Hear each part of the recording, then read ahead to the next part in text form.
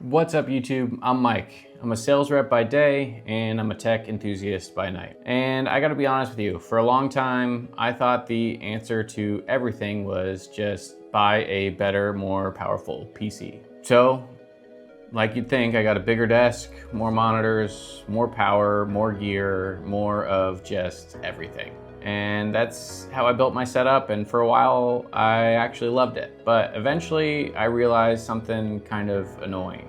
My desk looked impressive, but it didn't really feel good to use in practice. I had a dual PC setup with 2 towers, a bunch of cables, multiple monitors, a mic, camera, audio interface, and just way too much stuff fighting for space. So every time I sat down, I felt like I was walking into a command center instead of a workspace where you felt creative and, calm. So as I was feeling busy before I even started working, that's when I knew I simply just had to change things. So in this video, I'm breaking down what happened when I switched from my dual PC setup and swapped one of them out for the new MacBook Pro. What got better, what got worse, and whether this actually made my workflow any easier or if it was just me chasing a ghost.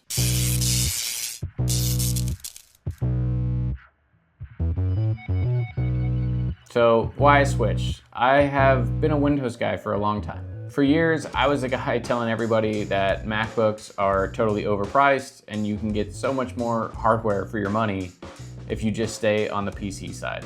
And honestly, in a lot of cases, that's probably still true. But the more I started paying attention to how I actually work, the more I realized that I didn't just need more raw power all the time.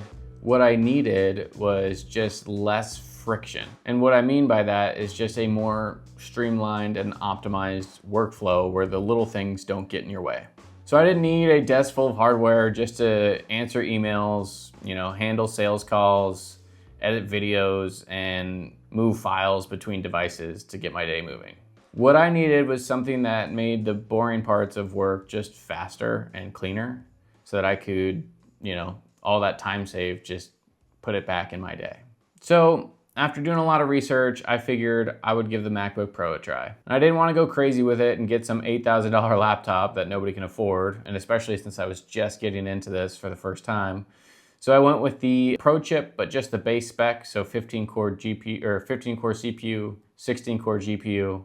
And the whole point of this wasn't just to get the most expensive machine possible. And knowing myself, I like to swap things out, probably too often. It's a problem, but I guess it's a part of the job description when you're trying to run a YouTube channel that's dedicated to tech. So I didn't want to have something that was going to be super hard to sell, when the new machines do come out and I inevitably want them. Going with the, upgraded chip, but the base spec, I think will give me the best chance of maintaining a decent amount of resale value when the new ones come out. But the whole point of this was to see if a simpler setup could actually make my life easier.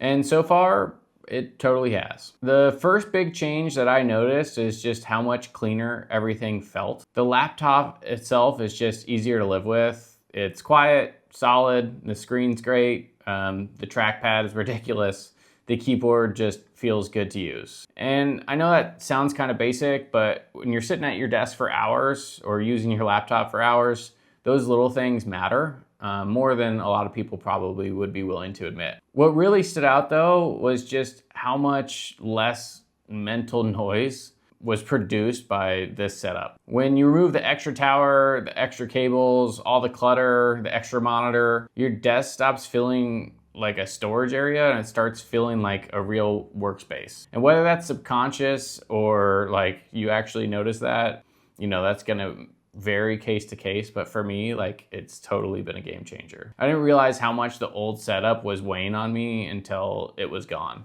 So once I got into the Apple ecosystem, a bunch of other stuff just started falling into place. The first thing was just organization. I had contacts spread across different accounts, old emails I barely used, and a bunch of just digital junk that had built up over time. So moving into one ecosystem forced me to clean all of that up. And disclaimer, you don't need a MacBook Pro to do what I'm telling you happened, but for me, it just kind of made it apparent that how disorganized I was. So because everything was in one place on the ecosystem, my phone, my laptop, my iPad, everything just started working together. Whether it was messages, photos, notes, files, passwords, it all just became easier to manage. And when you're running a business, working a sales job, creating content, and just trying to stay on top of your own life, that kind of cleanup just saves me time and just makes me feel like I'm getting more stuff done a lot quicker. Another thing that this helped optimize for me was just better communication. And that's been one of the biggest benefits that I've seen so far.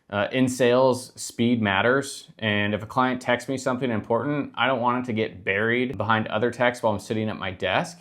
And so I want to see it, handle it, and just move on. So now that I'm able to have iMessage open right next to my Outlook, I can respond way quicker. Without constantly picking up my phone at the desk when I'm locked in, getting things done. That message just pops up right next to my Outlook.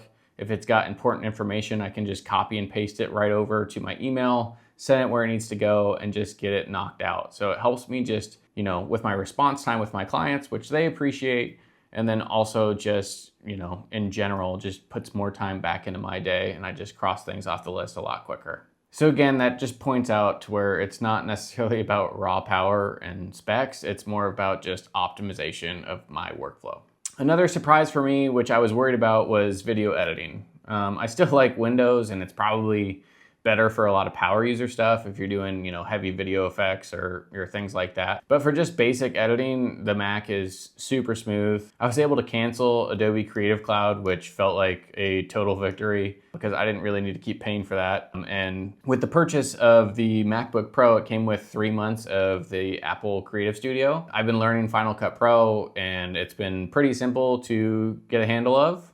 For basic cuts, simple edits, quick content assembly, which is the majority of what's done on this channel, it's just been very easy to work with. Everyone says, oh, Apple Silicon is, optimized for Final Cut and for video editing, and I was blown away by how smooth it was just ripping through a timeline. Even exporting the videos in 4K for YouTube, the fans didn't even kick on. This thing is just silent on all of my workflows, which is huge for me. I love having a super simple and silent setup. As you guys, if you're a returning viewer, you probably know that already. And so I did check to see if the fans actually do ever kick on, and I ran Cinebench 2026 on here. And yes, the fans will kick on if you are actually doing a full core workload. But I was surprised because this thing scored way higher than my 9850X3D. But the fans do kick on. So another thing I realized was the ecosystem stuff actually helps. This part, years ago, I probably would be rolling my eyes, but after using it, I can totally see why people like it, because I like it too. If I take a picture on my phone, boom, it's right there on my laptop. If I scan a document, it shows up where I need it. I can immediately just throw it over to my email and send it off. If I need to send a file, I'm not digging through random apps. Everything's like on the cloud. So if I have a file on my laptop that I need to pull up on my iPad to show a customer, boom, it's right there. So if I'm outside the house doing client calls, the hotspotting is just instantaneous. So I can open my laptop and it automatically connects to the hotspot on my phone or my iPad. And it just reduces the friction as you're talking to a customer and you want to show them something, and they don't have a lot of time, or, they're busy in sales. That dead time is just a killer. So if I can instantly be connected, pull up exactly what I'm trying to show them, that's going to help a ton and produce more sales because of it. So that's been a game changer for me. And then once you have the entire ecosystem, so iPhone, iPad, and the MacBook, it's where the iPad starts to make a lot more sense. As I mentioned before, I went from a dual monitor setup down to a single monitor setup on my desk just to try and declutter everything. And I was a little nervous about that because I'd used dual monitors for a while. This works fantastic because I can use the iPad in sidecar mode, so it can act as a dual monitor setup when I actually need the screen real estate. And then when I don't, I can just put the iPad away and I don't have to run any more cables. I can do it all wirelessly, which kind of feels like magic. But yeah, it just keeps my desk and my workspace like super clean. It's there when I need it and not when I don't. And then also if I'm out on the road, if you're a traveling sales rep, you probably know this too. Sometimes it's so much harder to get things done off of a tiny laptop screen. If I do need the extra real estate space, boom, I got a dual monitor set up in the middle of a coffee shop or at a hotel room, wherever I need it. It's just been fantastic overall. So what I would still miss about Windows if I had to completely switch over to Mac, it wouldn't be a perfect switch. There's still things that I think are better on Windows. For me personally, another kind of gripe I have is just the muscle memory. I'm so used to hitting Control-C and Control-V to copy and paste things. So switching over to the Command button instead of the Control button, it's a little petty, but it's kind of annoying. Like, come on, like why can't we just agree on which one for both platforms or just make it so much easier? And then another is just Excel heavy work, which I don't do a ton of, but if you are a Excel power user, you probably want to stay on Windows. It might be a bit of a pain to switch over and learn new functions and things on the Mac side of it. However, you can do that, but just know, if you're a CPA, you probably want to stay on Windows and you probably aren't watching this video. But if you're a creator and you don't do a ton of Excel heavy things, it's more than doable. And then gaming is still gaming. It's going to be way better on Windows. Mac's come a long way, but I have no interest in running games on this. If you're a super casual gamer, you can probably run some pretty light titles. I know they have Cyberpunk optimized for this, but overall, if you're gaming on this machine, the fans are gonna kick on, and it's gonna heat up. I wouldn't recommend it for gaming unless you're just doing like mobile games and really easy things to run.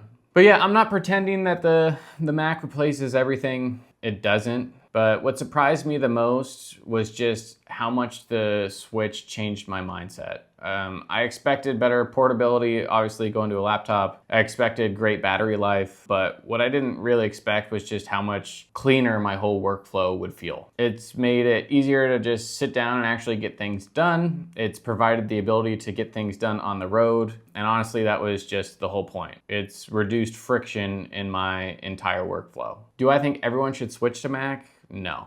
If you game a lot and you build PCs or you want maximum flexibility, Windows still makes a ton of sense. And if you already have a workflow that's working, there's no reason to blow it up just because Apple makes a nice laptop. But for me, the Switch made sense. It cleaned up my desk, it simplified my digital life, and it just made my workflow way less chaotic. It didn't just change the computer that I use, it changed the way I feel when I sit down to work, and that was the whole objective of this Switch. It's a bigger upgrade than I really expected, so yeah, I get it now. And I don't think that I'm switching out of that Apple ecosystem anytime soon. So you guys will have to let me know what you think. Are you team Windows? Are you team Mac? Are you running both? Are you gonna go after one of those new NVIDIA Spark laptops that's coming out? Let me know down below in the comments. If you made it this far in the video, thank you so much. Consider subscribing, make sure you like the video. And with that, I'll see you guys in the next one.